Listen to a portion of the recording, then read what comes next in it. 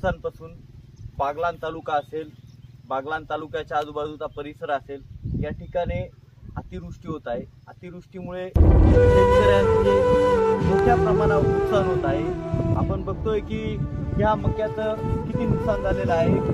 असंच प्रत्येक ठिकाणी शेतकऱ्यांचं नुकसान झालेलं आहे आणि नुकसानाची तीव्रता इतकी आहे की ही शब्दात मोजणं कमी आहे। येणाऱ्या 15 दिवसावर दिवाळीसारखा पावन सण येणार आहे, परंतु शेतकऱ्यांची परिस्थिती इतकी वाईट आहे की पहिले जो हातातोंडाशी आलेला घास होता तो कुठेतरी या निसर्गाने हिरवून घेतलेला आहे आणि येणाऱ्या 15 दिवसात सण आलेला आहे आणि शेतकऱ्यांच्या मुलांना कपडे घेऊन देणे इतकीही परिस्थिती त्या शेतकऱ्याची राहिलेली नाही। चला ठीक आहे, हे 15 दिवस निघूनही जातील, पण ह्या मक्याच्या पिकावर ज्या शेतकऱ्यांचं अर्थकारण आहे, येणाऱ्या काळात कांदा लागवड आहे किंवा इतर काही कार्य आहे ते पार पाडणं जिकिरीचं झालेलं आहे।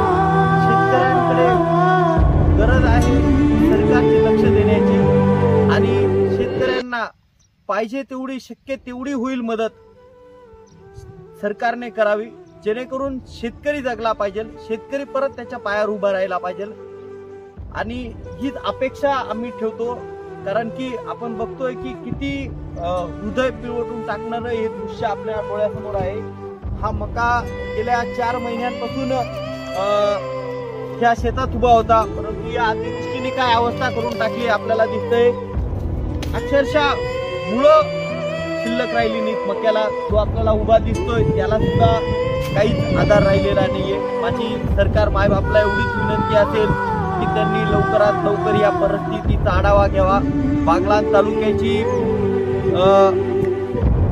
त्यांनी पाहणी करावी। आज आपण ब्राह्मणगाव सारख्या प्रगतशील गावात आहोत, या गावाची परिस्थिती बघता असं एवढं मोठ्या प्रमाणात नुकसान होईल अशी या शेतकऱ्यांनी कधी स्वप्नात देखील विचार केला नव्हता।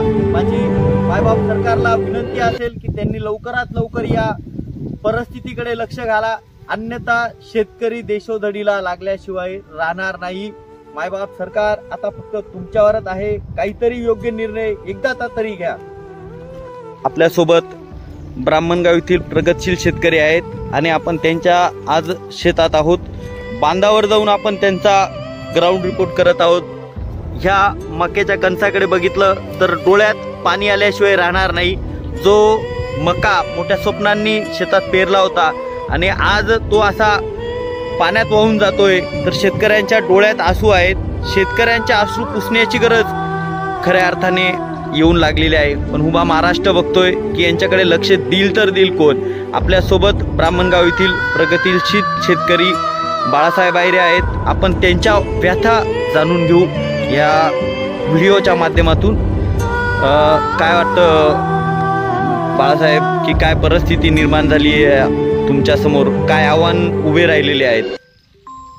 सरकारने सर्व गोष्टीचं भान ठेवून आणि स्पॉट पंचनामा करण्यापेक्षा सरसकट जी माफी आहे शासनाने दिली पाहिजे। याच्यात काही राजकारण करतील असं काही झालं नाही पाहिजे आणि प्रत्येक शेतकऱ्याला आत्ता जी गरज आहे मदतीची ती भविष्याच्या पिढी घडवण्यासाठी मदत योग्य। आज परिस्थिती शेतकऱ्यांची अशी झालेली आहे, पोरं मोठे झालेले आहेत। असाचा गाढ प्रश्न जर दरवर्षी येत राहिला तर पोरांचे लग्न करणं या गोष्टी आणि शेतकऱ्याच्या पोराला मोठी अडचणी येईल। शासनाने जर आम्हाला थोडीफार मदत दिली तर शेतकरी हा 100% उभा राहू शकतो, पण शासनाने थोडाफार का होईना प्रमाणात आम्हाला मदत दिली पाहिजे आणि येणाऱ्या काळात शासनाने जी कर्जमाफी केली होती गेल्या मागील काही सरकारने, ते ध्येय धोरण ठेवून शासनाने पुढचं जे कर्जमाफी शेतकरी राहिलेले आहेत त्यांना संपूर्ण कर्जमुक्ती केली पाहिजे, हीच शासनाला माझ्या वतीने विनंती करतो आणि थांबतो। नक्कीच खूप गंभीर प्रश्न आहे। कर्जमुक्तीची मागणी आता शेतकरी करू लागलेले आहेत, कारणही तेवढं स्पष्ट आहे की शेतकऱ्याकडे आर्थिक साधन राहिलं नाही पैसे येण्याचं। अतिशय वाईट आणि डोळ्यात नक्कीच अश्रू येतील शेतकऱ्यांचे प्रश्न ऐकल्यानंतर। व्यथा आहेत शेतकऱ्यांच्या आणि मायबाप सरकारने याकडे लक्ष दिलं पाहिजे। आपल्यासोबत युवा शेतकरी योगेश आहिरे आहे. योगेश आहिरेशी आपण बोलू. काय योगेश, तुला काय वाटतं, तू की युवा शेतकरी आहे आणि मोठ्या मेहनतीने हे पीक शेतात उगवलेलं आहे आणि याची परिस्थिती पाहून तुला काय वाटतं? गेल्या 2-3 दिवसापासून ब्राह्मण गावात खूप अशी अतिवृष्टी झालेली आहे. त्या अतिवृष्टीत संपूर्ण गावाचे खूप मोठे नुकसान झालेले आहे. हाती आलेले पीक हे आता गमवण्याची वेळ शेतकऱ्यांना आलेली आहे. त्या पिकावर पुढील उदरनिर्वाह शेतकऱ्यांचा होता, पण खूप पाऊस असल्यामुळे पूर्णतः पीक सडलेलं आहे. त्यामुळे आता दिवाळी कशी जाणार शेतकऱ्यांची, हा प्रश्न आता पुढे शेतकऱ्यांसमोर उद्भवलेला आहे. त्यामुळे शासनाने त्वरित लवकर पंचनामे करून आणि शेतकऱ्यांना हेक्टरी 50,000 रुपये मदत जाहीर करावी व तसेच ज्या शेतकऱ्यांची मागणी आहे की कर्जमाफी केली पाहिजे, तर ती कर्जमाफी शेतकऱ्यांना करावी, जेणेकरून तो पुढील हंगामासाठी उभा राहील. कारण की आता हे तर पीक वाया गेलेलं आहे, पण आम्ही इथे आता पुढचं आमचं जो रब्बी पीक येणार होतं, गहू किंवा कांदे, हे आम्ही इथे लावायचे कसे? कारण की इतकं खूप पावसामुळे पूर्ण जमीन ओली झालेली आहे, जमीन ही नापीक झालेली आहे. पुढील रब्बीतलं पीकही येऊ शकत नाही. म्हणून सरकारने त्वरित हे आम्हाला 50,000 रुपये हेक्टरी मदत जाहीर करावी, अशी आम्ही सर्व शेतकऱ्यांमार्फत सरकारकडे विनंती आहे.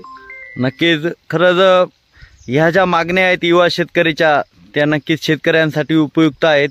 आणि आपण पुन्हा जाऊयात तरुण शेतकरी संदीप आहिरे यांच्याकडे. काय वाटतं तुम्हाला? सरकारला एकच विनंती आहे, त्यांनी हेक्टरी 50,000 रुपये रक्कम द्यावी आणि कांद्याला अनुदान द्यावं, कारण कांद्यालाही यावर्षी भाव नाही आणि परिस्थिती विचारच्या बाहेर बोलण्या पलीकडे आहे. फक्त एकच विनंती आहे, हेक्टरी 50,000 रुपये मदत करावी, कांदा अनुदानसाठी बी सरकारने प्रयत्न करावे, हीच विनंती सरकार मायबापला. बस. नक्कीच, कांद्याचे पडलेले भाव अक्षरशः 7-8 रुपयांनी आज बाजारभावात त्यांचं विकले जात आहेत.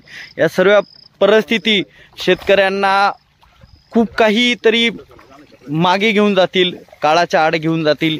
या सर्व आपण अपेक्षा ठेवू की या व्हिडिओच्या माध्यमातून हा व्हिडिओ सरकारपर्यंत पोहोचेल आणि त्यांना बागलाण तालुक्यातलं हे विदारक चित्र या ब्राह्मणगाव नगरीतून दिसेल.